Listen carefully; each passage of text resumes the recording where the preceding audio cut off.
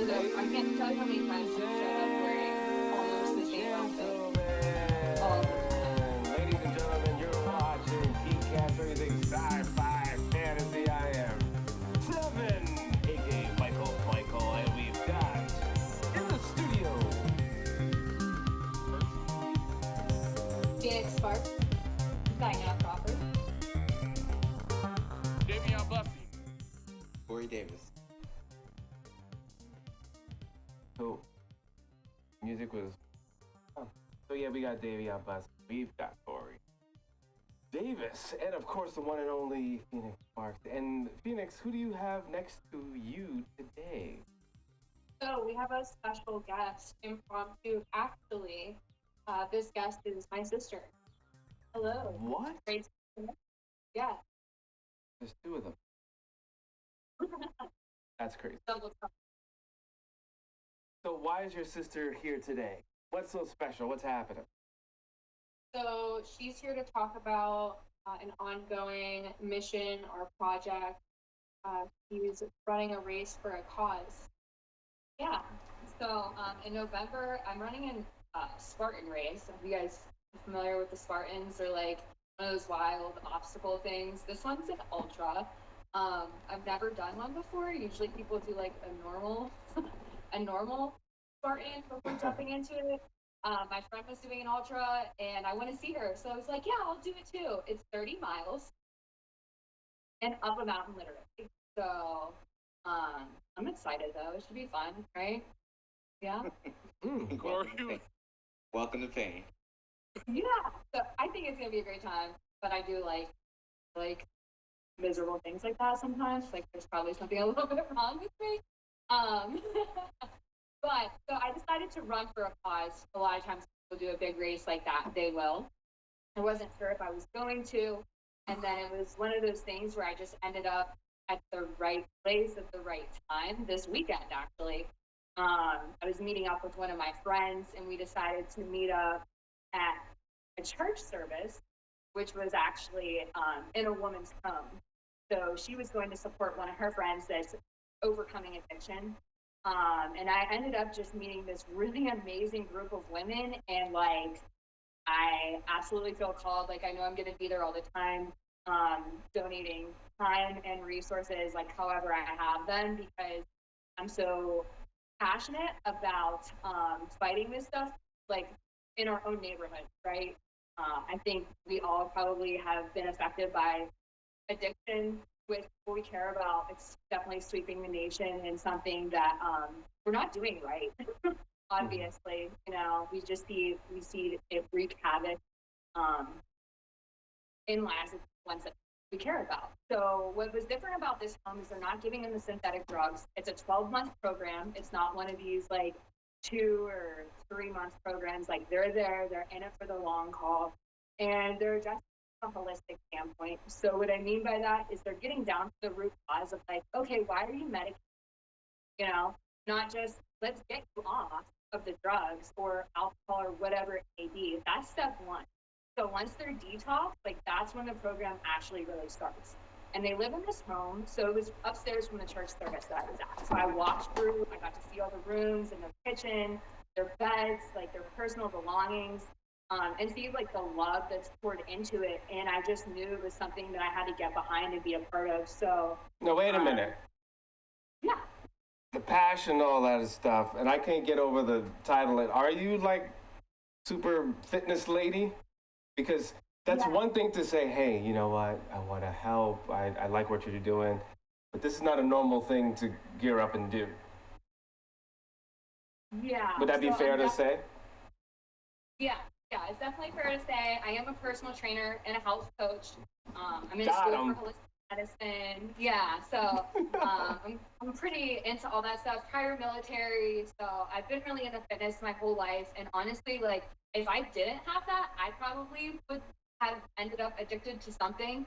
But I use health and fitness to fill those voids, like overcome pain, like emotional pain. So that's kind of like what got, like, that's why I'm okay with doing a 30-mile race. You know, I use that as my escape. So yeah. Okay, so like we're super TV geeks and movies, and there's always some montage backed around, like going back to old school, like Rocky. I'm gonna start training. I'm gonna start doing stuff. I mean, we've seen it in almost every movie where someone gets beaten down and they start training. So Right. if we say, you know what, we really like what you're talking about, we want to support what you're doing, and we want to participate, what does that training look like? How much of those montages and those films are real versus what you're really getting into? Like, how do you gear up? So, I already work out a lot. Like probably a slow week would be 3 to 4 days a week. With like very heavy lifts. I'm not like the girl on the treadmill. Like I'm the girl doing the heavy squats and like picking up all the weight. Right. And that started in the military. I had to do that for my job, honestly, to be able to hang with the guys like in Afghanistan. So that's how that started. But training is different. I've definitely been kind of on cruise control for a while, just like working out to stay fit and like look good, which like those are great things too. But now I have this huge race to for. So some of the things that are different are the lengths of my run. So like a long run used to be or my comfortable long run would be 5. Now they're going to be more like 10 to 12 a couple of times a week. So it also looks like changing the way I take care of my body in between workouts. So things like ice baths, which I hate. Oh, wow. Okay. Away all the soreness. Okay. You're a ringer. This is G.I. Jane here. What's happening? So whenever you hear something that's ultra, like, there are marathons, right? But then there are ultra marathons. So a marathon, 26.2 miles. But anything ultra is anything past that. So there are 50 miles, 100 miles. There are 24-hour runs when you get into the ultra scene. That's just next level. I tip my hat off to you. Yeah, definitely. And what are you doing for like conditioning with your breathing and stuff? Because you're going to be going the distance when it comes to that. Hill sprints. There's a there's a mountain it's technically a ski mountain, very close to my house. So for fun, once a week, I sprint up that mountain. So normally I used to do 10 sprints up the mountain on like my sprint days. So what I'm gonna do is continue to increase and add a sprint every week until I'm like for a very long time. Gotcha. So that and then rope. That's the big one that I've added is I've got to like really work on this upper body strength because there are 60 obstacles, and that's gonna be what gets me. Like I can go 30 upper The body. obstacles, I'll cut it right in half. Yeah. Wow. Right. Yeah. Wow, you didn't tell us, Phoenix, your sister was Wonder Woman. Guys, I'm not. She is. She's being modest. Well, Phoenix, you also have an interesting regimen for working out as well. I do. Product calisthenic. I actually do. We don't talk about my workout routine very often. So usually I'm dancing anywhere from like 10 to 40 hours a week. And then I'm in the gym doing like a lot of stamina conditioning, like Versa Give me a climbers, few minutes. bikes, You have to wait. kind of like boot camp style, medicine balls and whatnot, along with some weight training too. The one thing that people fail to, I guess, prep for are the snacks. Because as you start running these longer and longer miles, you get really depleted. So what's some of the nutrition that you concentrate on when you're training for like these really long miles? So I've only done one really long race like this, and they have like little stations that are set up with snacks, but you might not always want them. Like they'll have like those roast power bars or something at some. I'm always excited about like some kind of cracker with peanut butter on it. Okay. Something real quick, but like not too heavy that's gonna like give me a quick burst of energy, or like a couple slices of apple is another one of my favorites because you get the carbs, the sugar, but it's not like some big meal. It's gonna weigh my stomach down. Right. I totally agree with her because I would say like granola would be a better, also good alternate, and maybe banana for potassium. Yes, banana for potassium because those muscles are gonna cramp up. I actually just had a banana and peanut butter on the way here. So. So, So We do have a bunch of shows that we were going to talk about this episode. Hopefully, you saw some of them as well. Um, the franchise Predator decided to give us another one through Hulu, and this one's called Prey. Davion put us onto this, and I'd have to say the fight scenes were nice. They definitely were nice. Corey, did you get a chance to see it? And Phoenix, did you get a chance to Yes. see it as well? What was your take on it? I thought that it made sense. It was it's technically the first movie where we have a all Native American cast in the film, and the way that they wrote the story and did the story gave us the backstory that like Predator. I thought it made perfect sense. They introduced a lot of Native American culture into it. We didn't get much backstory of the Predator, but it was really, really good movie. If you haven't seen it, you should definitely watch it. And mostly Native American, because there were some Europeans in there as well. Because it was like French traders or trappers, hunters, as well as American. But they were at backstory, but not like the full cast, the Well, main you can't cast. say 100% cast and then people like, oh, Corey's a liar. I'm not gonna put you out there like that, Corey. I gotta get your back. You know what I mean? Okay, that's good. So, yeah, I liked it. It was cool.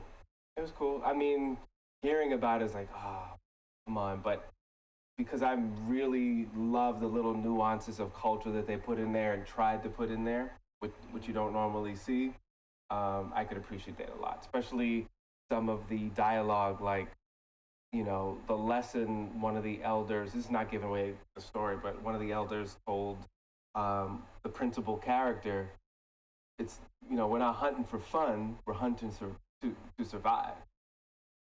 And I think that was hopefully some people took that lesson. People go out there, oh, I just want to kill stuff for fun.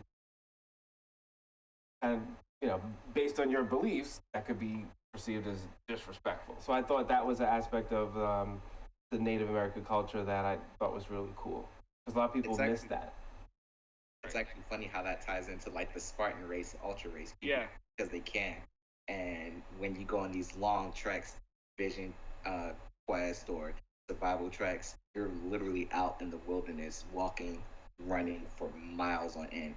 Maybe you come back 2, 3 days later and you just survive. So yeah, I like that little correlation between what we're Yeah. talking about. Yeah.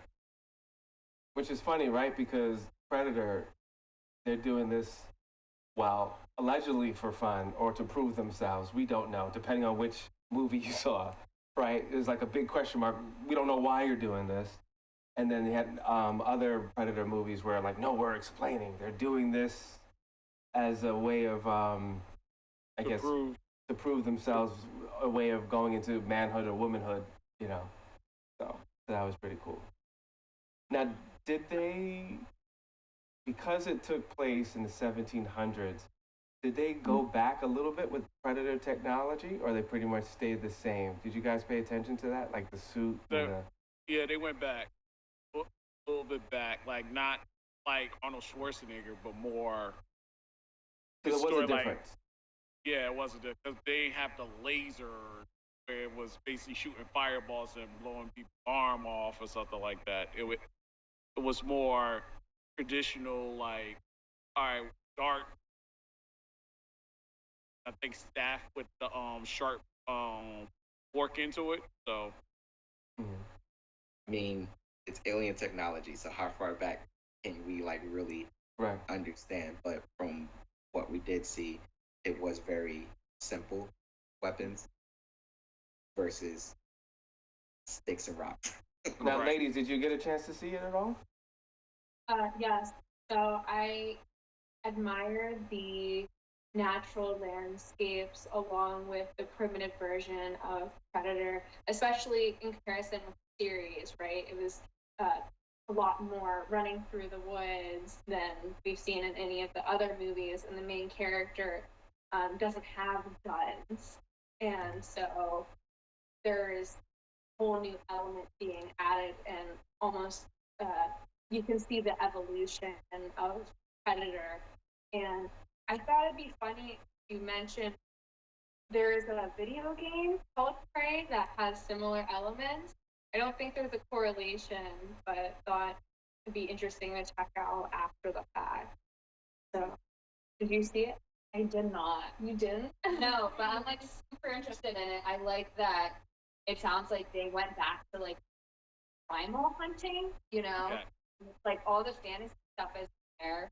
And I think that primal skills are something that people are starting to pay attention to again because we've lost a lot of that, you know, like in our modern day and age, like women don't know how to do the stuff that we used to be able to do, just like men really can't do the stuff that they used to be able to do. And so I like that it sounds like this new is a predator or prey, right? It's Right. called Prequel to Predator. So it's the backstory. Oh, showing I got you. Before all the guns, it's 1700s, before all the new technology. Okay. It's a primitive look.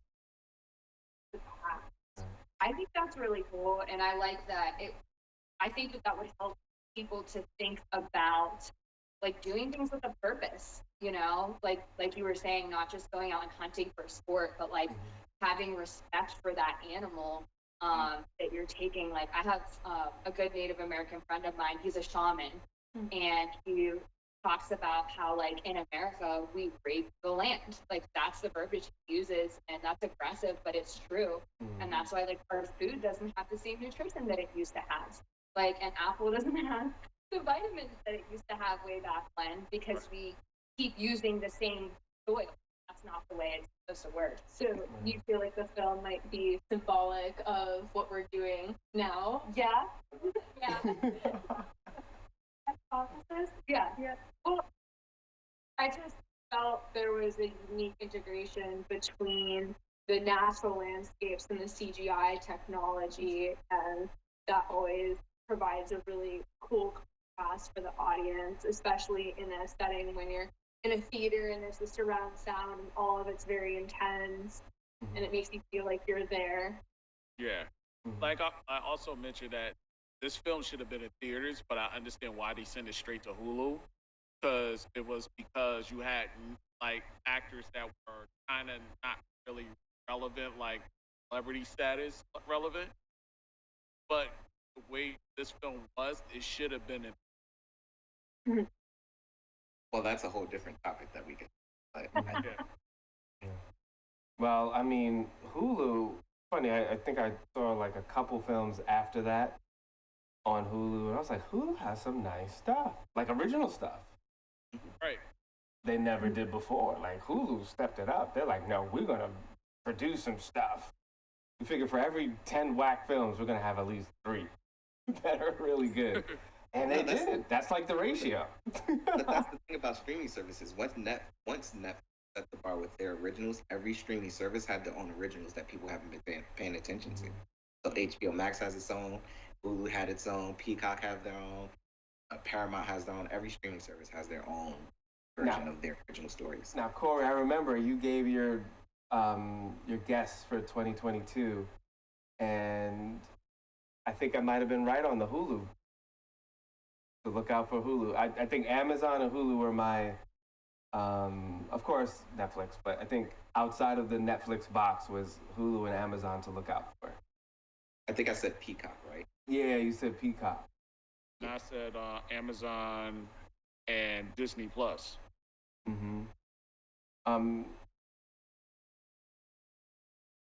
Phoenix, what is your sister's name again? Because I'm not going to ask her. Diana. Say it again? Princess Diana. Yeah, you Princess called her Wonder Woman. Diana. Yeah, Okay. 6. How did you forget? Yeah. Yes. Yeah, Wonder Woman. Yeah. So That's fun. no, because I don't want to say, hey, you. Like the whole world see me like say, hey, you pretty lady. He's like, that's like not cool. All right, Miss Diana. Now this is the first time you come on the show. You are more than welcome to come because you got great energy, and it's so cool to see both of you time off each other. I think that's so great. That is like the love is awesome. If anyone had a doubt that they were related. I know it's the smile. It's the smile. What is your favorite streaming service? And if you had to guess, or predict. Let's say predict. It sounds who's better. You had to predict who would have the best content by the end of 2022. What would the streaming service? I watch Amazon stuff the most. But I've heard a lot about Peacock. Mm. I haven't downloaded them yet and started using it, but I've heard that they are like the best up and coming, like most original, interesting kind of stuff. Something that I noticed, I don't really like Netflix anymore because a lot of their stuff is like low vibration. That makes sense. It's like everything on there is depressing, and I don't want to go try to be entertained for it to bring me down. Does that make sense? Yeah. Right. To escape and be uplifted and have some imagination. Not, yeah, exactly. Not be sad. That's interesting. I'm surprised it said that because Netflix was really the streaming service that really opened the door for documentaries. Like now people are like, yo, I'm making money making documentaries. Like, they could really, because for a while documentaries started to like, people were doing it, but it was really falling flat economically. So there is a lot of stuff, like educational stuff. So I'm surprised you said that. But how is Amazon and other services on like educational documentaries? Amazon's okay, but I would have to say, like, when I go to watch a documentary, it's usually going to be on Netflix or some of those platforms, but they have it going on. And then Disney owns Discovery, right? Or is it which one that they own? National Geographic, right? So Oh, I did not know that. yeah, so that's another plus for Disney because there's tons of educational things there as well. But I think it's more science and history, biology kind of stuff. Where Netflix, you will get the things on food and meditation. They're still kind of winning with that. But I could see Amazon coming up in the rear and be like, oh, surprise, whole bunch of new categories and different things for that. So that'll be cool. Say that HBO Max also has the documentaries as well as Peacock. They have true crime and other food documentaries. Wow. Yeah, man. I'm just going to stay quiet. I'm just going to stay quiet and just watch everybody just don't pay attention to Disney, and then Disney just hit y'all with another surprise, and I'm just going to be like, told you. We're tired of Disney. Okay, Disney has been since our childhood. We want something different. Disney won't be satisfied until every property that they own through Marvel and Star Wars has its own series and movies and drain our pocket completely. Exactly. Alrighty, so we got a quick glimpse in being a Spartan.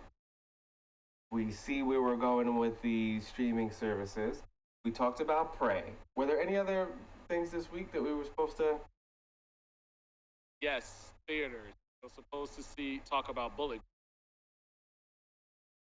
Bully? Okay. And No, how was Bullet it? Train. Bullet Train, how was it? Because I know Corey's going to attack me, so so I'm going to put it out there, and I'm going to be attacked. To me, I loved it. It was like watching Kill Bill be John Wick, but the comedy aspect of Deadpool all in one. Corey, I saw that eye roll. Yeah, I saw that the side eye. And I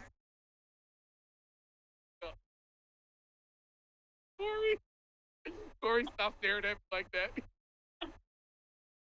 Stop it. But it was comical. Like even the ultra violent kills in the comical.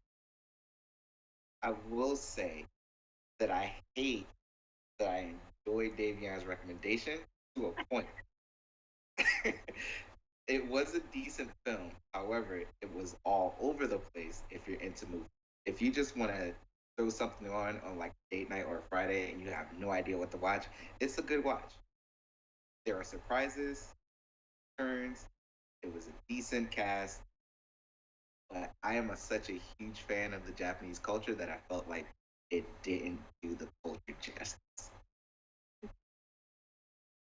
And that's all I'll say on that. I'm sorry, Corey, that it didn't do it justice, but it was one of those films that you just, it was just one of those I had to say, okay, I can see this in my collection. Oh, and you know what? Speaking of sleeping on stuff, Gray. What was it, The Gray Man? Oh, yes. I did not watch it. I saw it. I was Corey, at the. You know, seeing glimpses of it, I'm like, this is gonna be stupid. That's you know, but it actually was good. And the fight scenes were little Ryan Gosling, what's his name? That's his Yeah, Ryan Gosling. I had to say I was at the little premiere in New York. It was good.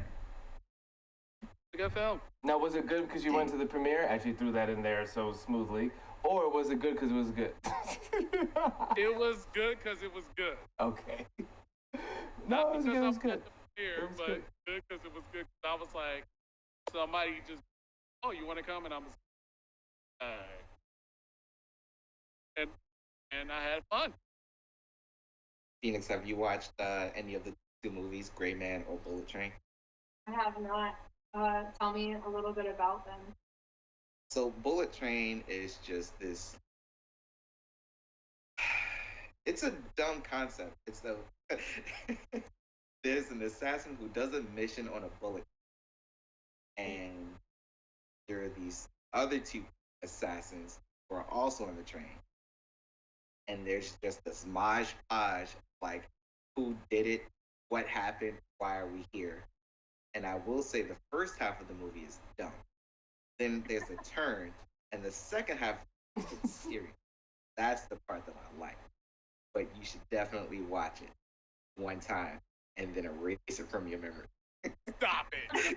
If you like ultra violent comedy films, you'll like. And on that note, picturing- everybody give everyone their social media, and also Miss Diana, if you could let us know how we could support your mission and raise some money. So quickly, because we only have like a minute left. What is everyone's social media? Dayveonne Bussey on all the things, and also on Twitter, Instagram, Jamal Williams. Find me for Davis. I am GT3. Phoenix Sparks _official on Twitch and Instagram. Health coach _Diana with 2 N's on Instagram. Cool. And Michael7Michael on Instagram. And Miss Diana, where could we support this event? Thank you so much. So if you go to my Instagram, Health Coach Diana, the link is in my bio. I just have a GoFundMe going. Or I'm on Facebook, Diana Crawford. Find the link. Excellente. Well, you're watching GEEKCASTER. Thank you very much for today. And I think we all got to hit the gym now. Already did. Hey, good job.